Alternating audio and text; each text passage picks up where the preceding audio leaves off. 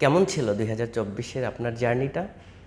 আপনি যেভাবে প্ল্যান পরিকল্পনা করেছেন সেভাবে কি আপনার লক্ষ্য উদ্দেশ্যগুলো সঠিকভাবে বাস্তবায়ন করতে পেরেছিলেন?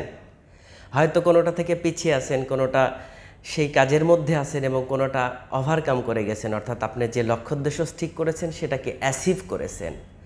So no problem, whatever you have done, you have need to focus on what you wanted to do this.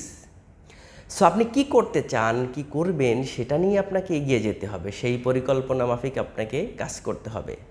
So 2024 থেকে শিক্ষা নিয়ে 24-এ যেগুলো আপনি করতে পারেননি, যে জায়গাগুলোতে আপনার দুর্বলতা ছিল, সেই শিক্ষাগুলো নিয়ে 2025-এর জন্য নতুন করে প্ল্যান করুন, পরিকল্পনা করুন এবং 2025-এর প্রথম দিন থেকে সেই লক্ষ্য উদ্দেশ্য পূরণের জন্য সেই কাজগুলো সঠিকভাবে করার জন্য লেগে পড়ুন।